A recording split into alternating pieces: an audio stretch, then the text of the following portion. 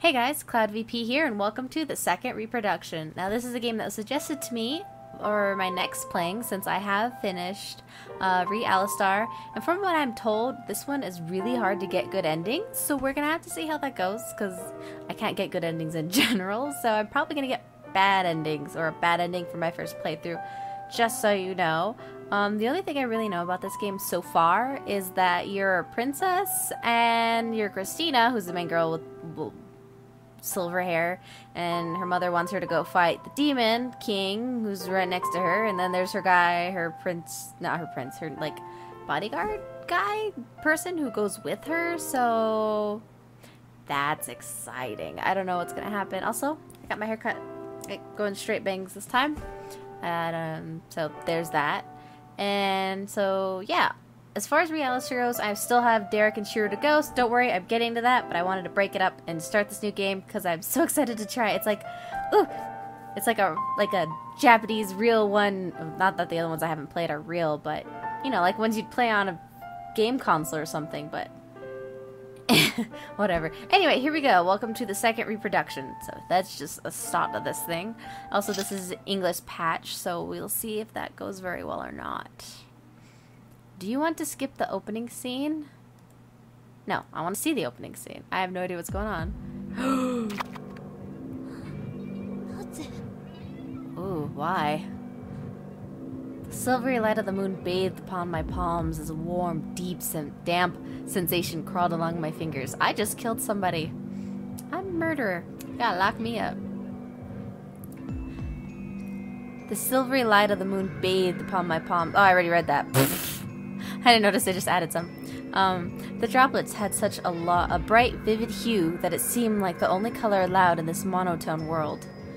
From the corner of my blank mind, dark feelings flooded into me. Isn't this strange? It's very strange. Let's scoot this over. I don't kill anything. There we go. I couldn't have. But could I? Ooh, suddenly it got bright. Oh, beautiful city of Manon, a city blessed by the rain gods and the emblem of the sun god's resting place. The serene tune of the harp brought music to the sunlit courtyard, accompanied by a beautiful voice. I reached for my teacup and drank, quietly enjoying the music as I savored the tea's flavor. After slowly finishing my drink, I placed it into the white marble table and glanced towards the two talented yet beautiful girls before me.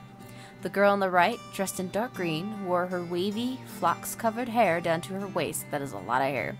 The other wore glimmering silver hair in a bun, with loose strands resting on her shapely boobs. With glittering decorations she wore, along with a golden harp her fingers danced across, made her glamour undeniable. Witnessing such a heavenly scene without having to pay so much as a penny made me feel like the luckiest person alive. As I engrossed myself in the calm atmosphere, a sharp call brought me back to my senses. Silver-haired girl. Hey, Chris. Are you listening?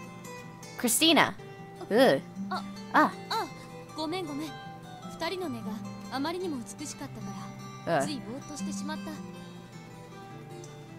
She read her lines for me. I guess I might read them anyway. Oh dear Celeste, please remember that you are a lady. You shouldn't shout in such an unrefined manner. While chiding Celeste, she politely placed her hands in front of her dress and sat down. The girl named Celeste pouted in displeasure and retorted, But Fiona, I'm only going out of my way to sing because Chris said she wanted to listen. Don't be silly, Chris is still exhausted from her previous battle. Wouldn't she rather take a nap? And just like that, they started to argue. Still, they were both undeniably beautiful, so that made it okay. In contrast, my appearance was uncouth to the point where I couldn't possibly be called feminine anymore. Simply put, I was in my military uniform. I didn't tie my hair into a bun like Celeste. I just let it down. It looked slightly curly, but that was its natural shape. I never bothered making an effort when it came to hair care either. Even though they were both my sisters, our differences in appearance saddened me from time to time. Man, I wish I could see them. They sound pretty awesome. You think so too, don't you, Chris? Chris? Hmm?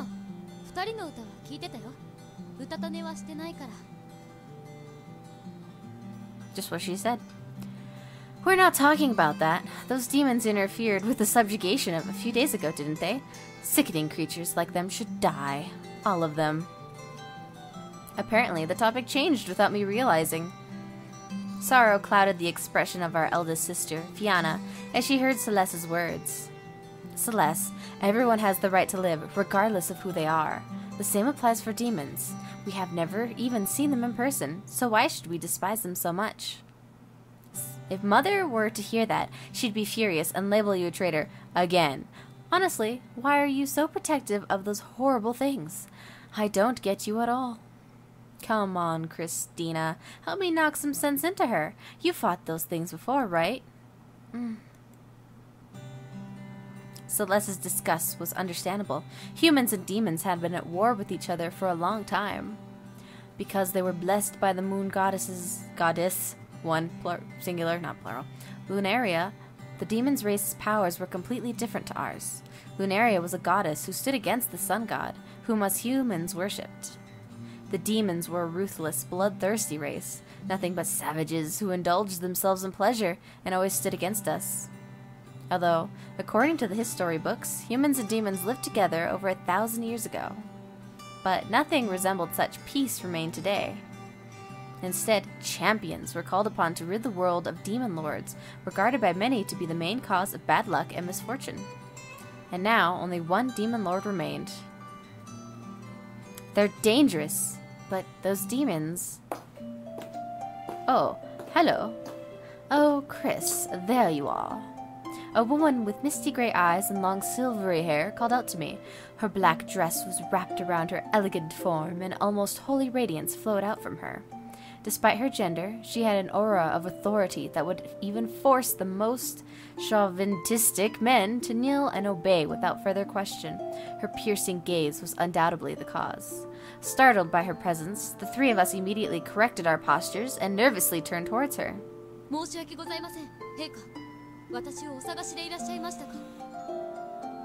It appears she has been searching for you, Chris. There is no need to be so courteous. It has been a long time since my daughters gathered together, so please, just call me Mother. Hi, I will. The person whom we called Her Majesty is Hilarious the 8th. Hilarious. Really? Hilarious? I can't think of it as anything but hilarious. The 8th. Both Queen of Almenan and our mother. Naturally, we three sisters possessed the status what many people called a princess. Every time I was reminded of that, I couldn't help but curse the heavens for not being born a prince. The second daughter, Celeste, was praised for her heavenly singing voice and was often compared to the divine bird, Lamai, whereas the eldest daughter, Fianna, was recognized worldwide as a skilled harpist. I, however, didn't possess any special skills that could be considered ladylike. I'd been tone-deaf since childhood. Whenever I tried to sing, the birds would drop dead at my feet. And whenever I played the harp, its strings would snap from the draconian strength I possessed. Damn, you buff. There was no way a noble from any kingdom would take a liking to someone like me, let alone propose marriage. However, God took pity on me and allowed me to discover a talent for something completely unexpected. Back when I was 9 years old, Mother often watched me as I played with a toy sword. From my jabs and movements, she came to a realization of sorts, and decided to raise me as a champion. I guess it was a good thing in the end. I felt like I could finally relax, and my daily life felt satisfying and natural. Though sometimes relaxed, and a bit too much, and got scolded by the head knight. Sometimes I relaxed a bit too much. Oh, that's right, Celeste. We found you a husband. Eh? The word husband startled the three of us. Ignoring our reactions, Mother continued. The ceremony will be held in a month's time. We will be marrying the King of Roland. Finally, a name I can pronounce. The King of Roland.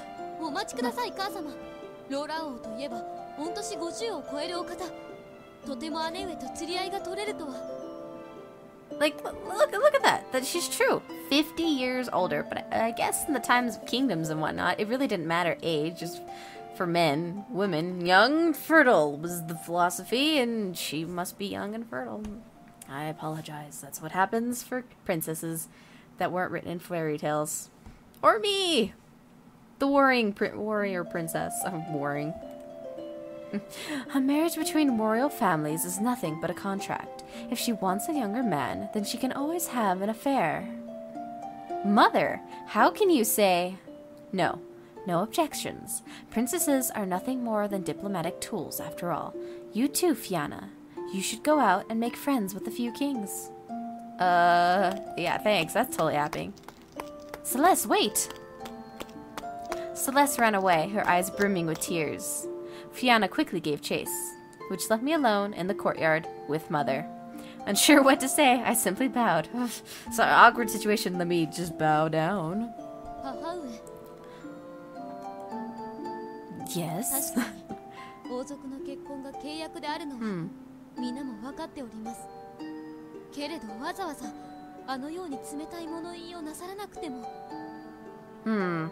Well, Chris does have a point, but at the same time, you know, she can't sugarcoat what's really going on. But I guess better wording would have been better. Maybe not in front of her sisters.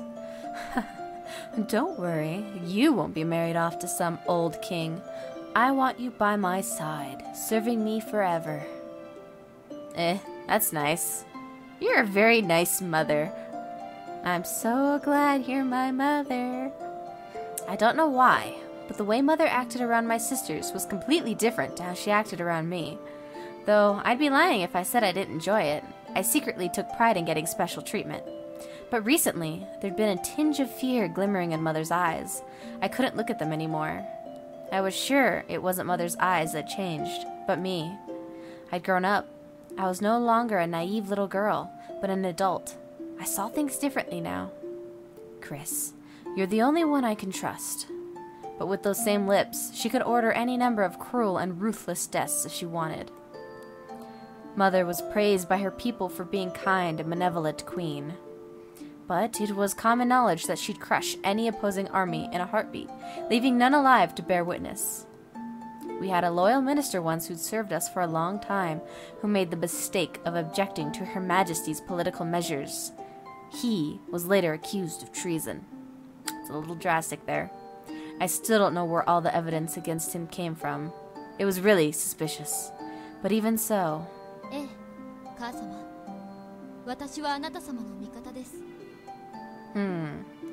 Such devotion. I did love my mother, and I was just afraid of her leaving me. Straight to the point. That's good, Chris. Oh yes, I remember now. I came here to request something. No, actually, this is an order. Yeah, a quest is far too nice of her. A secret task that only you can do. I know what it is. I assume you know about the destruction of Crofts.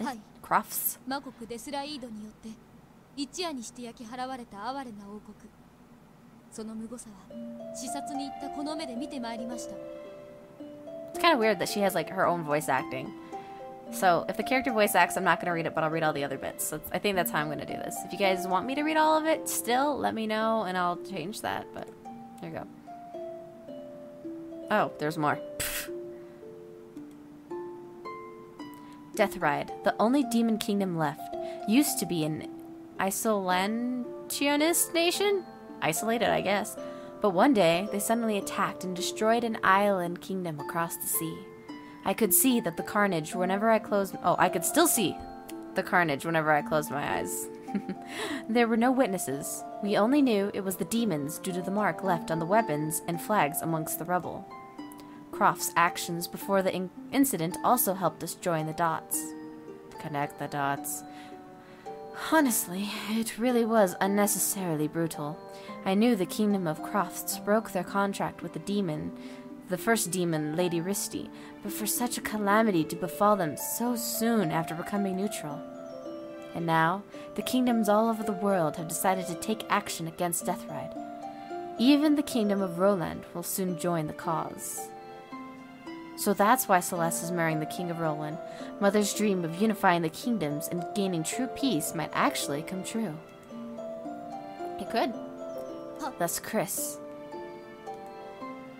I want you to infiltrate Deathride and assassinate the Demon Lord Gardas before our allied forces attack.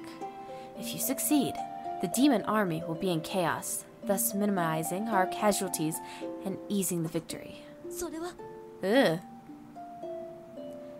King Gardas, the Demon Lord of Deathride, possessed a terrifying amount of magical power. He'd completely annihilated every army that threw itself at his country. He was the main reason why Deathride was still standing. If we deployed our army and attacked him head-on, he'd burn every single soldier to death. That's a bit drastic there. He was too dangerous in siege warfare, and that's why I had to infiltrate Deathride to assassinate him. I had to. There is no better time than now to do it. Oh, Christina, our champion, I beg of you to bring peace to this world.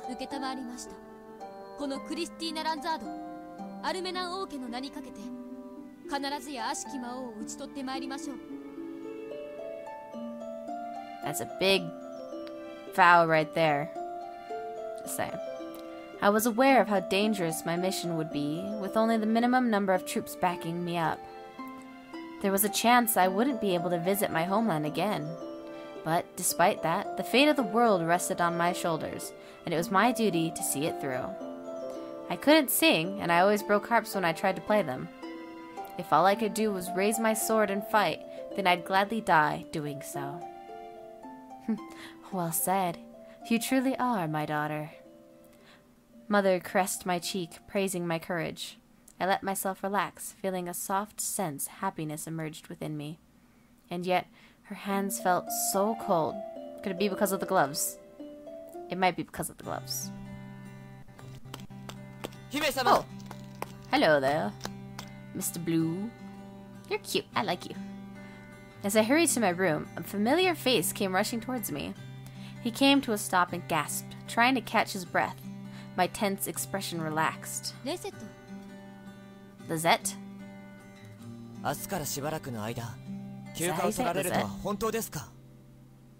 Yes.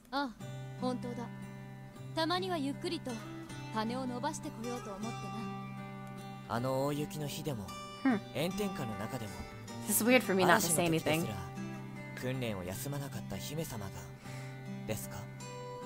Oh, they're calling it a holiday, huh?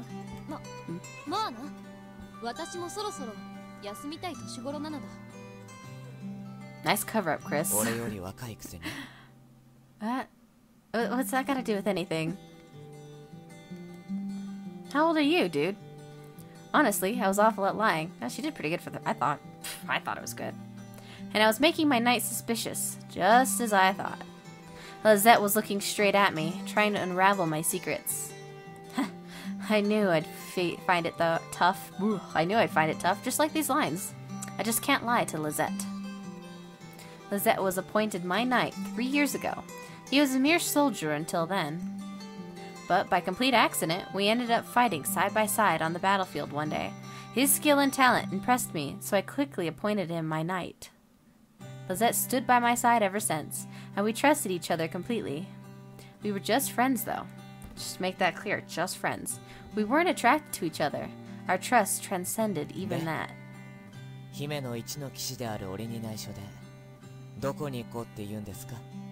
Oh, he's laying on that blame.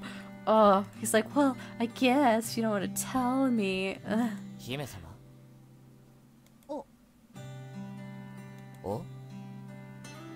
Oh, they're so cute. She's gonna throw that. No. Eh?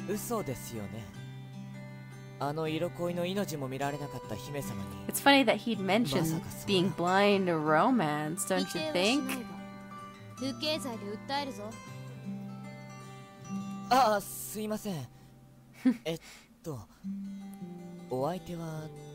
Say it's a secret. He doesn't need to know.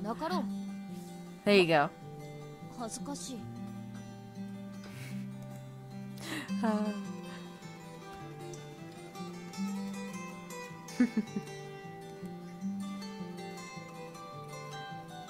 Oh god, I'm not even reading. I'm just reading them to myself. Sorry. was the only thing I could figure out to say. I think this is the last line said. Feeling awkward, I lowered my head, unsure what to say. Maybe he'd mistake my stuttering for the flusters of a girl in love, because Lisette simply sighed and said, "Oh, isn't he so sweet?" Yeah. I'll need to like punch him like that. You're like, nope, back off. Oh, cute. She totally has a whole bunch of courage. Lisette clenched his fist in front of his chest, cheering me on. He said, "Fighting!" Like that. But seeing him do that made a sharp pain jolt through my own. To be honest, I felt bad the moment I saw him. I wanted to tell him the truth and let him come with me. But Lisette was more than just a knight to me. I couldn't drag my precious friend and retainer through the jaws of death. If someone has to die, let it be me and me alone. That's pretty noble, but he's gonna be so pissed off if you don't tell him. Ever since I'd become a champion, I'd accepted the fact that I would die alone. Yeah, he's noticing you're thinking.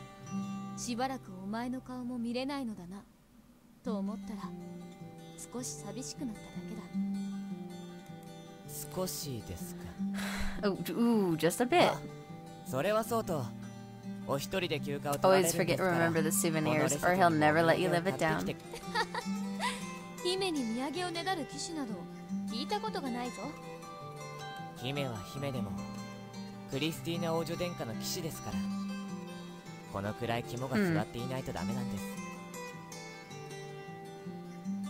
He's so cute. I like him.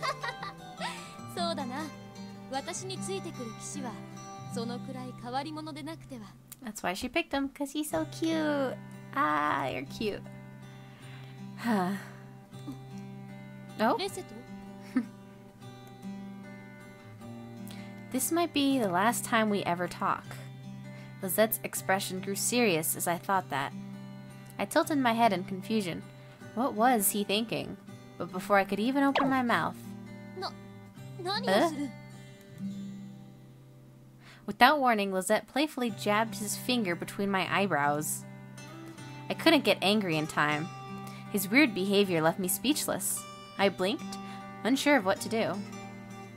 He gazed at me for a while, then gave a heavy sigh. Geez, I don't get him at all.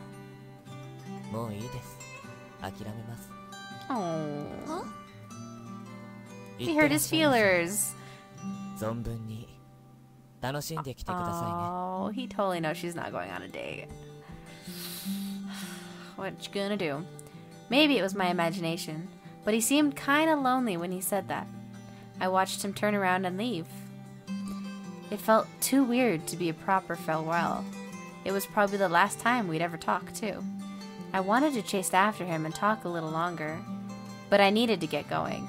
I talked to him forever if I let myself. I silently bid him farewell as his figure vanished into the corridor. I slapped my cheeks with both hands, gaining determination, and began to walk away. Peace out, knight, bro.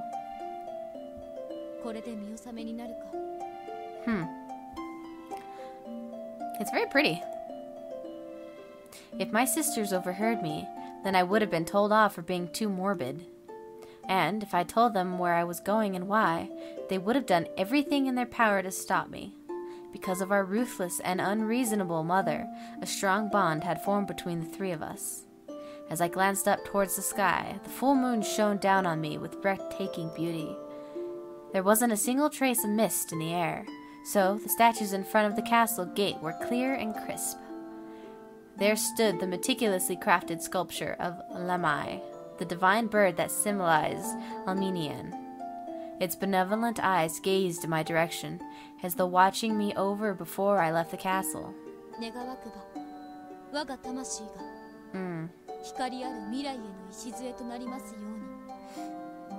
You know, there's no guarantee you're gonna die, Chris. I'm just saying. After praying quietly, I turned and stepped onto the paved road. But just before I left the castle...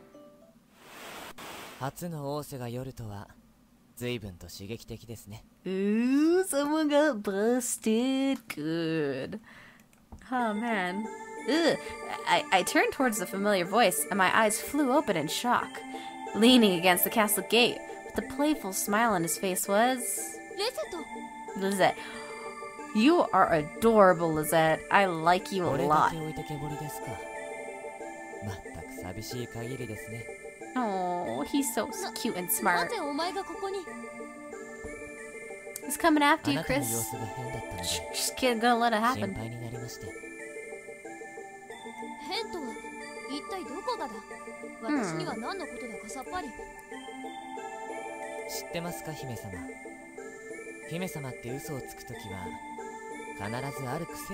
Does she never make eye contact? It's probably eye contact. Oh, that's mean. Pointing out, hey, you need to do something, but I ain't gonna tell you what it is.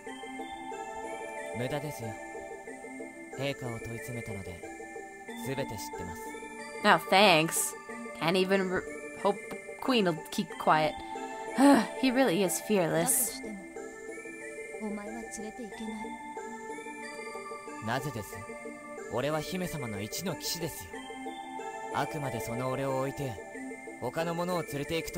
Oh, he's like, fine. That's so drastic. Don't kill him.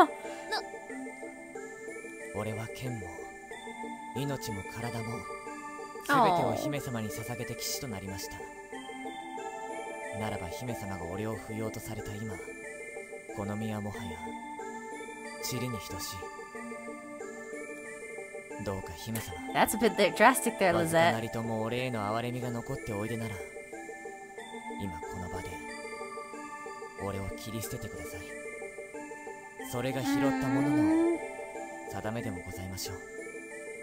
No, don't do that. You're too cute. Yeah, you need to listen. She's in charge, buddy.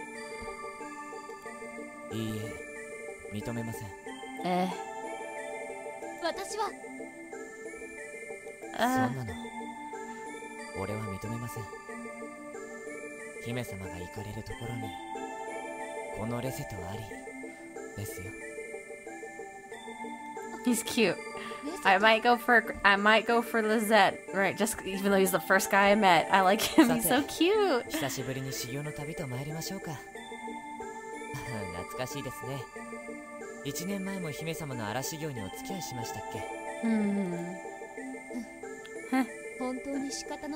He's so cute. He's like, yeah, you could try, but I'm going with you. Look at that smile on his face. He's like, I know. I know.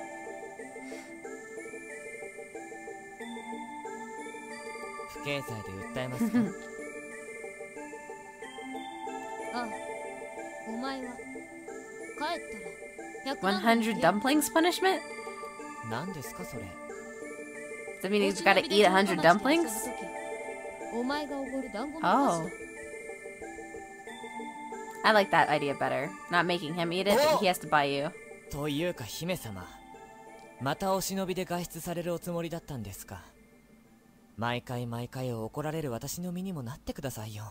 There's a point. Stop sneaking out of the castle. God, the music just looped. That was weird. Bunny, you're so cute. Yeah. We smiled and I looked into each other's eyes with determination. Oh, and looked into. I didn't personally look into our own eyes because I can't look in my eyes. Anyway.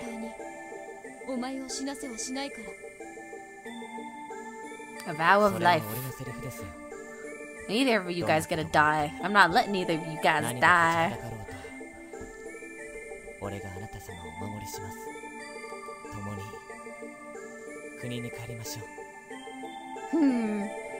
Oh, these guys are so cute. She's making an awful lot of promises today. He nodded. Deathstride Mountain was already peaking above the horizon as we set off together.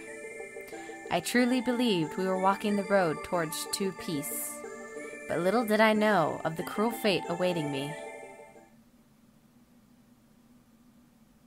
Ooh, hello. Ooh.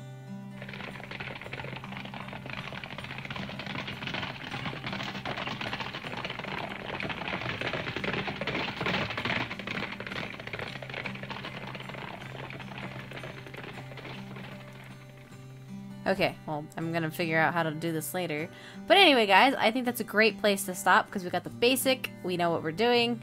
I got to see Lizette, who's super cute and stuff. I mean, I like this a lot. It's really cute so far. The voice acting is very nice because I don't have to try to do guy voices, which I actually kind of gave up after Halloween Otome because I did try really hard to do different voices for each of the main characters, but I gave up. It ain't happening. But I really like that it's voice acted, though it makes me feel a little weird because I'm just like not reading it because they're saying it, and I'm just like, yep, that's good, I guess. So if you guys want me to read the dialogue along with them, let me know and I will. If not, I'll just keep doing this way. And yeah, I hope you guys enjoy this because it's exciting. I'm really looking forward to seeing what horrible end I'm gonna get because I know it ain't gonna be good.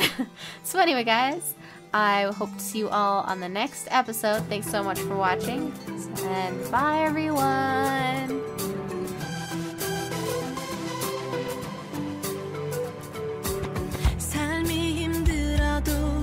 끝까지 포기 마라.